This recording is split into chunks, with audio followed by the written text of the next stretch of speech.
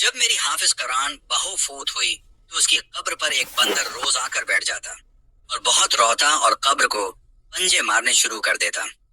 कब्र खोदने लग जाता था। आखिर मेरी हाफिज कुरान बहू से ऐसा कौन सा गुनाह हो गया था जो रोजाना बंदर उसकी कब्र को खोदता। आगे की कहानी मेरे बेटे की जबानी सुनिए। मेरा नाम आबिद है और उज में बहुत ही गमजदा था क्योंकि मेरी बीवी फौत हो गई थी। उसे अचानक दिल का दौरा पड़ गया था। तमाम खानदान वाले अचानक मौत की खबर सुनकर हैरान थे क्योंकि हमारे घर में बड़ा ही सुकून था और हम मियाँ बीवी के दरमियान आम शादी शुदा जोड़ों की तरह कभी लड़ाई झगड़ा भी नहीं हुआ था। मगर होनी को कौन टाल सकता है। मेरी हाफिज कुरान बीवी को अचानक ही दिल का मरज लाहिक हो गया और वो अपने वक्त पर चली गई। मेरे बच्चे सदमे की हालत में बुरी तरह रो रहे थे और खानदान वाले उनको संभाल रहे थे। मैं मर्दों के दरमियान गमजा सा बैठा हुआ था। मेरा दिमाग बिल्कुल बंद हो चुका था। मुझे सोच सोच कर फिक्र हो रही थी कि अब मेरे घर का क्या बनेगा। मैं अपनी बीवी के बगैर कैसे जिंदगी गुजारूंगा। सबसे बढ़कर मेरी बेटी और बेटा बहुत छोटे थे। अब मेरे बच्चों को मां जैसा प्यार कोई नहीं दे सकता था। मेरी बीवी के गुस्ल और कफन का इंतजाम करने के बाद घर वालों ने मुझे अंदर बुलाया ताकि मैं जनाजा उठाने से पहले अपनी बीवी को आखिरी बार देख लूं। मैं अंदर गया। बीवी को देखकर मेरा दिल बैठने लगा था। मैं मर्द था मगर फिर भी फूट फूट कर रो दिया।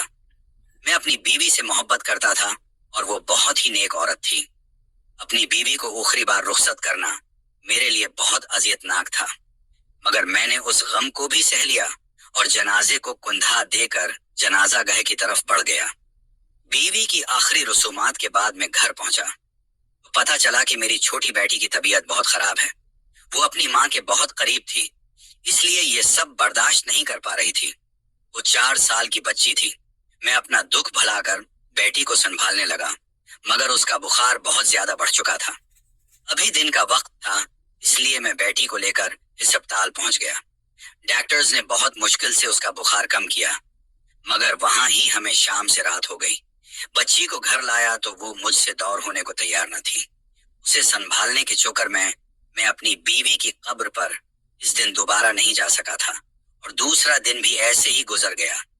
2 दिन बाद मेरी बेटी की हालत संभली तो मैंने दिन के वक्त उसे सलाया और खुद बीवी की कब्र पर पहुंच गया।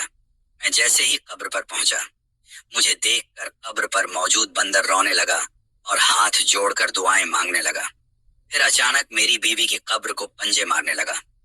मैंने उस बंदर को भगाने की कोशिश की मगर वो बंदर इधर बैठा मुसलसल रो रहा था। फिर मैंने बड़ी मुश्किल से उस बंदर को वहां से भगाया। उसके बाद मैं बीवी की कब्र पर फातिहा पढ़ने लगा और कुछ देर बाद उठकर घर चला गया। घर में अभी मेहमान भी मौजूद थे। मेरे बहन भाई भी मेरे घर में रह रहे थे। अभी और जाने वाले भी ताजियत के लिए हो रहे थे। अब मैं रोज बीवी की कब्र पर 1 घंटे के लिए जरूर जाता था मगर मैं जब भी बीवी की कब्र पर जाता वो बंदर मेरी बीवी की कब्र पर बैठकर रो रहा होता और हाथ उठाकर दुआएं मांगता। लेकिन मैं उसे वहां से किसी भी तरह भगा देता था। मगर मुझे ये बात परेशान करने लगी। मैं घबराहट का शिकार होने लगा कि ना जाने मेरे जाने के बाद मेरी बीवी की कब्र के साथ ये बंदर क्या करता होगा और आखिर मेरी बीवी से इस बंदर का रिश्ता क्या है। मेरी बीवी की कब्र भी अभी कच्ची थी लेकिन अब मुझे यही बात परेशान कर रही थी कि कच्ची कब्र को वो बंदर खो दने न लग जाए। मैं घर जाने से पहले भी बार बार इस बंदर को वहां से दूर भगाता था और जब घर रहता तब भी मुझे अपनी बीवी की कब्र की फिक्र सताती रहती। मैंने जिंदगी में कभी किसी बंदर को ऐसे कब्र की खुदाई करते हुए नहीं देखा था। मेरी बीवी की कब्र बहुत अच्छी बनी थी और कब्र की खुदाई में भी कोई मसला नहीं हुआ था। फिर न जाने क्यों वो बंदर मेरी बीवी की कब्र पर हर वक्त मंडलाता रहता था।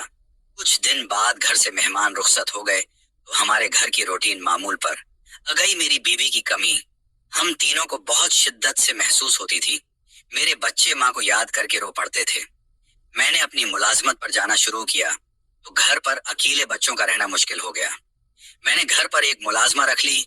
वो औरत मेरी मरहूमा बीवी के गांव की रहने वाली थी और वो बीवा और बे औलाद थी इसलिए उसको मैंने अपने बच्चों का ख्याल रखने के लिए घर में रख लिया।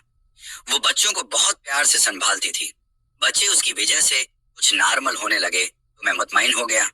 मैंने बीवी की कब्र पर जाना मामूल बना लिया था और मैं फुर्सत से वहां जाता और काफी देर बैठकर वहां तलावत करता रहता। लेकिन वो बंदर अब भी मुझे देखकर मेरी बीवी की कब्र के उस पास ही रहता और मुझे मतवजा करके मेरी बीवी की कब्र को खोदने की कोशिश करता। शुरू में तो मैं गुस्सा करके उसे भगाता रहा, मगर अब मैं सोचने पर मजबूर हो गया कि वो सब कब्रें छोड़कर मेरी ही बीवी की कब्र पर क्यों उता था। लेकिन कब्र को बुला वजह खोलना भी मुमकिन नहीं था। एक ना समझ जानवर की हरकत पर मैं अपनी बीवी की कब्र नहीं खोल सकता था। मैं कितने ही दिन उसको जानवर समझकर इसकी बात नजरअंदाज करता रहा, मगर मेरा दिल बुरी तरह बेचैन रहने लगा। रातों को मैं सोने की कोशिश करता, मगर मुझे नींद नहीं होती थी। एक रात सोया तो ख्वाब में देखा कि मेरी बीवी एक कोठड़ी में बंद है और कोठड़ी में हर जगह आग लगी हुई थी। मेरी बीवी बहुत परेशान सी रो रही थी, मगर कुछ बोल नहीं पा रही थी। लेकिन उसकी बेबसी मुझे महसूस हो रही थी और उसी वक्त मेरी ऊँख खुल गई। ऊँख खुली तो मेरा पूरा वजूद सीने से तर था और मैं बुरी तरह कांप रहा था। मैं कितनी देर बस्तर पर सर पकड़कर बैठा रहा। मेरी बीवी तो बहुत नेक और हाफिज कुरान औरत की मुझे लगा कि मैं सारा दिन अपना बीवी की कब्र के बारे में सोचता रहता हूँ, इसलिए मुझे ये ख्वाब या है। मैं उस ख्वाब को सुबह होने तक हूँगा भूल गया और जिंदगी के मामूलात में उलझ गया। मगर अगले रोज मैं कब्र पर गया तो वही बंदर फिर से कब्र के पास बैठा हुआ था। उसे देखकर मुझे अपना ख्वाब याद आया और मैंने बिना सोचे समझे उसे मारते हुए वहां से भगा दिया। मगर जब रात को सोया तो फिर से वही ख्वाब आया। इस बार मेरी बीवी आग और दमे की वजह से बेहाल सी कोठरी में गिरी पड़ी थी और मैं बाहर खड़ा सब देख रहा था। मेरी ऊँख खुली तो मुझे बेहद परेशानी हुई। मैं समझ नहीं पा रहा था कि मैं उस मामले की गहराई तक कैसे जाऊं। मैं अगले रोज सुबह सुबह मस्जिद चला गया और इमाम साहब को अपनी परेशानी बताई। पहले तो इमाम साहब ने इस बंदर की बात सुनकर मुझे यही समझाया कि वो है जानवर है जो नासमझी में ऐसी हरकत कर रहा है। तुम चंद रोज के लिए कुछ कांटेदार जारियां काट कर अपनी बीवी की कब्र पर फैला दो ताकि जानवर वहां तक ना पहुंच पाए। मगर जब मैंने अपने ख्वाब का जिक्र किया तो इमाम साहब ने चौंक कर मुझे देखा। मुसलसल 2 रातों से एक ही ख्वाब के आने का सुनकर इमाम साहब भी सोच में मुब्तला हो गए और बोले कि ख्वाब 2 तरह के होते हैं, एक शैतान की तरफ से और एक अल्लाह की तरफ से होता है। इमाम साहब बोले कि हो सकता है कि ये ख्वाब अल्लाह ताली की तरफ से इशारा हो या फिर शैतान तुम्हें बहका रहा है, इसलिए तुम एक रात मजीद इंतजार करो।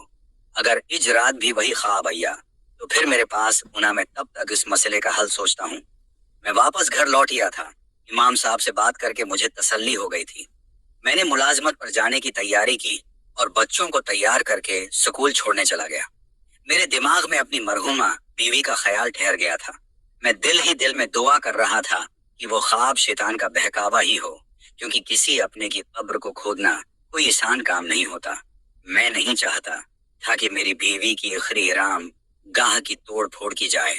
मेरे लिए तो इस बंदर का वहां आकर रोना और फिर कब्र को खोदने की कोशिश करना भी नाकाबिल बर्दाश्त था।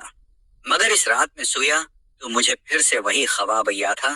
तो मेरा दिल अजियत से भट गया था कि मेरी बीवी कब्र में कोई मुश्किल झेल रही है।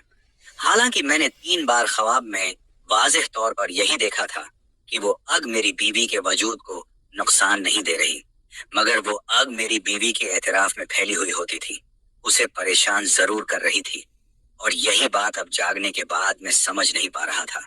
मेरी बीवी हाफिज कुरान थी, एक पीर घराने से ताल्लुक रखती थी। उसने कभी किसी गैर मर्द को नहीं देखा था। मैंने शादी के बाद उसे कभी नमाज छोड़ते नहीं देखा था। उसने बच्चों को भी इस्लामी तालीमात दी थी और मेरे साथ भी बहुत वफादार थी। फिर न जाने क्यों उसकी कब्र में सुकून नहीं था। मैं तीसरी बार ख्वाब देखकर इतना बेचैन हुआ कि मैं सुबह तक जागता रहा। सुबह की अजानें हुई तो मैं जल्दी से उठा और वजू करके मस्जिद की तरफ रवाना हो गया। मैंने नमाज अदा की और इमाम साहब के फारिग होने का इंतजार करने लगा। नमाजी उठकर जाने लगे तो मैं उठकर इमाम साहब के पास चला गया। मैं बोला कि इमाम साहब, मैंने रात फिर से वही ख्वाब देखा है। मैं बेचैनी से इमाम साहब से बोला कि वो मुझे कोई हल बताएं ताकि मेरी बीवी अपनी कब्र में सुकून से सोए और मुझे भी वो ख्वाब तंग न करे। इमाम साहब गहरी सांस भरकर बोले کہ اس کا اب आखिरी हल यही है कि कब्र खोल कर देखा जाए। वो बोले कि अगर खुदा ख्वास्ता कब्र में मौजूद मर्दे पर अल्लाह का अजाब या हुआ है तो फिर हम चाह कर भी कब्र नहीं खोल पाएंगे, क्योंकि हमें अल्लाह की तरफ से इजाजत नहीं मिलेगी। लेकिन अगर कोई और वजह होगी तो हम कब्र खोल कर देख लेंगे और फिर शायद कोई हल भी नजर जाए। इमाम साहब की बात ने मेरे रोंगटे खड़े कर दिए थे। अपनी बीवी पर अल्लाह की तरफ से नाजिल हुए अजाब का मैं तसव्वुर भी नहीं कर पा रहा था। मैं इमाम साहब के साथ कब्रिस्तान की तरफ बढ़ा तो मेरी टांगें कांप रही थी और मैं अल्लाह से बार बार दुआ कर रहा था कि मेरी बीवी की कब्र में कोई और ही मसला हो मगर अल्लाह का अजाब ना हो। मैंने इमाम साहब को बताया कि मेरी बीवी बहुत नेक थी, उस पर अल्लाह का अजाब नहीं पी सकता। उसने तो सारी जिंदगी फलाही काम किए हैं। उसके वालिद भी बहुत नेक थे। इमाम साहब बोले कि दिलों का राज सिर्फ अल्लाह जानता है और अल्लाह बड़े से बड़ा गुनाह माफ कर देने वाला है। वो गफूर और रहीम भी है और अल्लाह ताली छोटे से गुनाह पर सख्त पकड़ करने वाला भी है। इसलिए इंसान को कहा जाता है कि हमेशा संभल कर रहे छोटे से छोटा गुनाह जिससे बच सकता है।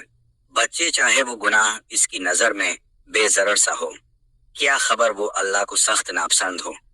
मैं खौफ में मुब्तला इमाम साहब के साथ कब्रिस्तान पहुंचा तो उज भी वही बंदर मुझे देखकर फिर से रोते हुए हुए मेरी बीवी की कब्र खोदने लगा। मैं उन्हें भगाने के लिए आगे हवा तो इमाम साहब ने कहा, उनको मारना मत, हो सकता है उनको अल्लाह ये सब करने का हुक्म दे रहा हो, इसलिए इराम से उनको हटाओ और जिस जगह को ये खोद रहा है पहले वही जगह खोद कर देखो। इमाम साहब की बात मैंने मानी और आगे बढ़ा। मैंने उस बंदर को हटाकर उस बंदर के निशान लगी जगह पर मिट्टी हटाना शुरू की तो वो बंदर भी आराम से एक तरफ बैठ गया। मैं दिल में दरूद शरीफ का वरद करता कब्र खोल रहा था। जब मैं उसी जगह की गहराई में पहुंचा तो मुझे झटका लगा। वो मंजर देखकर मेरा कलीजा फट गया था। मैं चीख मारकर कब्र से दौड़ हो गया। इमाम साहब जो मेरे पीछे ही खड़े हुए थे कदम बढ़ाकर आगे हो गया हुए और कब्र में बने इस घड़े में देखने लगे।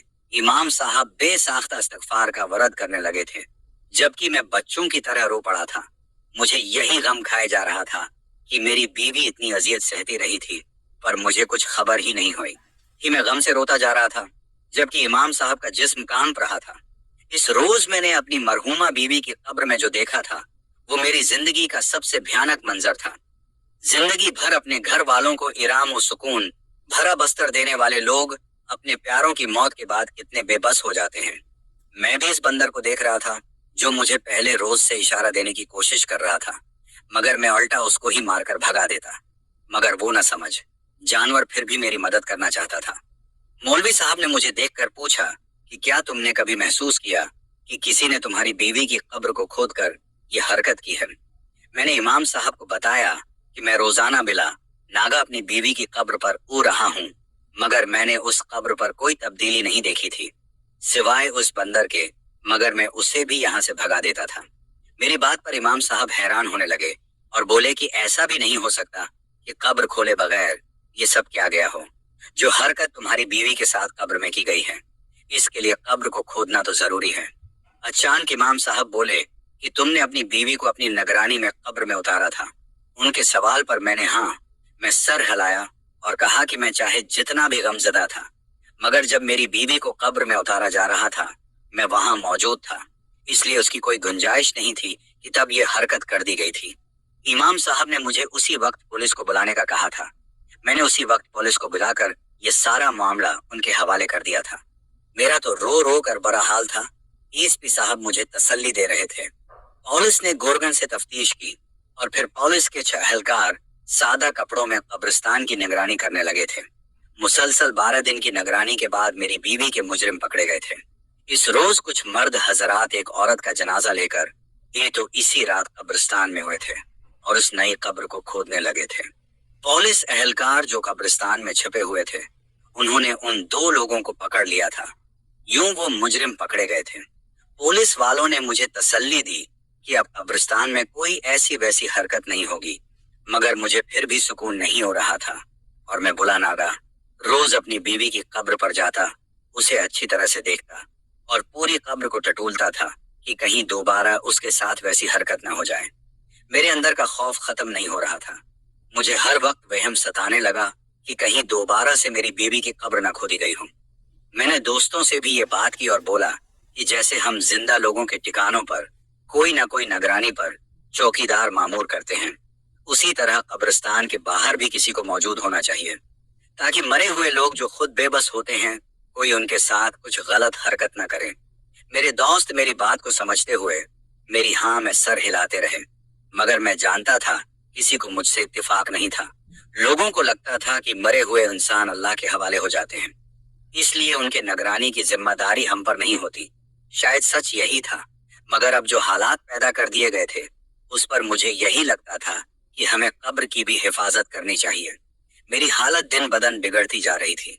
मैंने एक रोज अपने घर में काम करने वाली बूढ़ी मुलाजमा से भी पूछ लिया कि क्या आपने कभी कब्रों के बारे में ये बात सुनी है कि इनमें कोई खून के पतले रखे हुए हों या कुछ ऐसा जिसे देखकर इंसान डर जाए।